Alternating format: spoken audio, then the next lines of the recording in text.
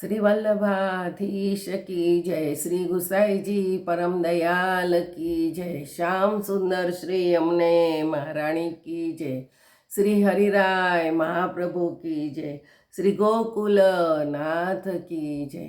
આપણે 16 સ્કંદ વિશે રસપાન કરીએ છીએ, તેમાં નિરોધ લક્ષણ ચાલે છે. એમાં 17મો શ્લોક આવ્યો છે. હરિમૂર્તિ સદાધેયા સંકલ્પાદ અપી તત્રહી દર્શનમ સ્પર્શનમ સ્પષ્ટમ તથા કૃતિ ગતિ સદા. અને 18મો શ્લોક શ્રવણમ કીર્તનમ સ્પષ્ટમ પુત્રે કૃષ્ણ પ્રિયે રતિ પાયોરમલાંશ ત્યાગેન શેષ ભાગમ તનોનયે. સંકલ્પથી પણ હરિમૂર્તિ સદા ધ્યાન કરવા યોગ્ય છે. તેમજ તેમાં સ્પષ્ટ દર્શન અને સ્પર્શ કરવા અને તે જ મુજબ ભાવના રાખી કૃતિ અને ગતિ સદા કરવી. વળી શ્રવણ અને કીર્તન પણ સ્પષ્ટ રીતે મનમાં આ બાબત સાક્ષાત થાય તેમ કરવું. કૃષ્ણપ્રિય પુત્રની પ્રાપ્તિ માટે જ રતિ કરવી. પાયુ ઇન્દ્રિય મળ અંશના ત્યાગ વડે પરોક્ષ સેવા બજાવે છે એમ ભાવના રાખવી. આ ઇન્દ્રિય સિવાય શરીરનો શેષ ભાગ પણ પ્રભુ સેવામાં જોડવો. આ શ્લોકમાં મન અને તેના આધીનની 10 ઇન્દ્રિયો મળી કુલ્લે 11 ઇન્દ્રિય પ્રભુમાં શી રીતે લાગે તે ઉપાય બતાવ્યો છે. ધ્યાનથી મન, દર્શનથી આંખ, સ્પર્શથી ત્વચા અને ગંધથી સ્પર્શથી નાક, કૃતિથી હાથ, ગતિથી પગ, શ્રવણથી કાન અને કીર્તનને મુખ તથા જીવ અને 9 ઇન્દ્રિયોનો સ્પષ્ટ સેવામાં વિનિયોગ બતાવે છે. સાક્ષાત સ્વરૂપની સાથે આ ઇન્દ્રિયોનો વિનિયોગ થાય છે એવી ભાવના રાખવી. હવે 2 ઇન્દ્રિયો બાબત એ કહે છે કે તેમાં ગુહેન્દ્ર માટે આજ્ઞા કરે છે કે કૃષ્ણને પ્રિય એવા પુત્રની પ્રાપ્તિ માટે સ્વધર્મથી સ્વકીયા સ્ત્રી સાથે રતિ કરવી, વિષય ભોગ માટે નહીં. સંન્યાસ નિર્ણયમાં સ્પષ્ટ આજ્ઞા છે કે વિષયાવેશવાળા દેહમાં હરિનો આવેશ સર્વથા થતો નથી.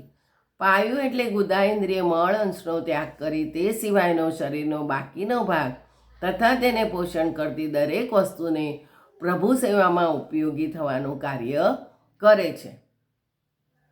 ઉપર પ્રમાણે ઇન્દ્રિયો સિવાય પેટ, મસ્તક, છાતી વગેરે શરીરના બીજા અવયવ પણ પ્રભુપરાયણ ઇન્દ્રિયોને મદદ કરતા થાય છે તથા દંડવત દ્વારા પ્રભુ સેવામાં ઉપયોગી થાય છે એવી ભાવના કરવી. હવે 19મા શ્લોકમાં યસ્ય વા ભગવત કાર્ય યદા સ્પષ્ટમ ન દ્રશ્યતે તદા વિનિગ્રહસ્તસ્ય કર્તવ્યમ ઇતિ નિશ્ચયો. જે ઇન્દ્રિયોનું જ્યારે ભગવત કાર્યને વિશે સ્પષ્ટપણું ન દેખાય ત્યારે તે ઇન્દ્રિયોનો વિશેષ કરી નિગ્રહ કર્તવ્ય છે એ પ્રમાણે નિશ્ચય છે. જ્યારે ઇન્દ્રિય સ્પષ્ટ રીતે પ્રભુમાં જોડાયેલી રહે ત્યારે જ પ્રપંચની વિસ્મૃતિ થાય છે. દાખલા તરીકે દર્શન કરતી વખતે આંખ ઠાકોરજી સામે હોય પણ મન બીજે રખડતું હોય, તેમજ આંખો પણ પ્રભુ સન્મુખ હોવા છતાં વાંકું ચૂકું જોતી હોય તો દર્શનનો લાભ મળતો નથી. તે જ મુજબ શ્રવણ કરતી વખતે મન તેમાં બરાબર ન હોય તેમજ કાન બીજામાં લાગેલા હોય તો શ્રવણ કરતી વખતે મન તેમાં બરાબર ન હોવાથી શ્રવણ સિદ્ધ થતું નથી. માટે દરેક ઇન્દ્રિયો ભગવત કાર્યમાં જ લાગે તે માટે જ્યારે જ્યારે ઇન્દ્રિયો લૌકિકપણામાં લાગવા જેવું જણાય કે તરત બુદ્ધિ વડે તે ઇન્દ્રિયોનો વિશેષ કરી નિગ્રહ બીજે ન જવા દેવી તે કરવું, જેને આપણે મન મારવું કહીએ છીએ. જ્યારે જ્યારે કોઈ ઇન્દ્રિય ભગવત વિષયને બદલે લૌકિક વિષયમાં જતી જણાય ત્યારે ત્યારે મન મારીને, મન સંયમ કરીને બળાત્કારથી તે ઇન્દ્રિયોને તેમાંથી પાછી વાળવી જોઈએ. એમ સતત વારંવાર પ્રયત્ન કરવાથી ઇન્દ્રિયોને ભગવાનમાં અધ્યાસ થઈ જશે. પછી ભગવત કાર્ય છોડી લૌકિક કાર્યમાં જવાને ઇન્દ્રિયો પોતે જ લલચાશે નહીં, પણ પ્રયત્ન તો કરવો પડે. નિરોધાસ્થાપન ભક્તિથી ઉત્કૃષ્ટ પુષ્ટિ ભક્તિમાં બીજી કોઈ પણ સિદ્ધિ સંભવ નથી. 20મો શ્લોક. નાત પરતરો મંત્રો નાત પરતર સ્તવ નાત પરતરા વિદ્યા તીર્થ નાત પરાત પરમ. આ નિરોધથી બીજો મંત્ર નથી, આથી મોટું બીજું કોઈ સ્તોત્ર નથી, આથી બીજી કોઈ વિદ્યા નથી, આથી બીજું કોઈ મોટું તીર્થ નથી.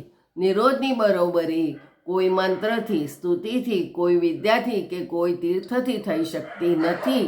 નિરોધ જ સર્વોત્તમ છે. નિરોધ લક્ષણ અહીંયા સંપૂર્ણ. સારાંશ. નિરોધની વ્યાખ્યા પ્રપંચમાંથી ચિત્ત નીકળી પ્રભુમાં લાગે તે જ છે. નિરોધની પ્રથમ દશા અવિદ્યાની નિવૃત્તિ થઈ સ્વરૂપ જ્ઞાનની થવાથી હું પ્રભુનો દાસ છું છતાં મન પ્રભુથી વિયોગ થયો છે એમ સમજવામાં આવે છે. જેવી અંતઃકરણમાં દુઃખ તાપ કલેશ થાય છે, સાધન મોટાઓની કૃપા વડે ભગવાન દયા કરે ત્યાં સુધી ભગવાનના ગુણોનું શ્રવણ અને કીર્તન કરવું. નિરોધની મધ્યમ દશા. નિરોધની પ્રથમ દશામાં અંતઃકરણમાં વિયોગમાં થયેલા તાપ ક્લેશથી અંતઃકરણમાં તમામ દોષ, સંસારની આસક્તિ નાશ પામે છે અને પ્રભુમાં આસક્તિ થાય છે, જેથી પ્રભુની લીલાનો અનુભવ કરતાં કરતાં ભગવત સાક્ષાત્કાર થાય છે. સાધન પ્રભુના ગુણગાનમાં જ આસક્તિવાળું મન પ્રભુની પ્રાપ્તિ સારું મહાકલેશ પામે છે. ત્યારે હૃદયમાં બિરાજતા પ્રભુ બહાર પ્રગટ થઈ દર્શન આપે છે. નિરોધની ઉત્તમ દશા. પ્રભુ સાક્ષાત્કાર થયા પછી પાછા હૃદયમાં બિરાજે છે ત્યારે ફળરૂપ વિરહ દશા પ્રાપ્ત થાય છે. આવી દશા પ્રભુની અત્યંત કૃપા ભક્તો ઉપર વરસે ત્યારે જ થાય છે. કોઈ સાધનથી પ્રાપ્ત થાય તેમ નથી.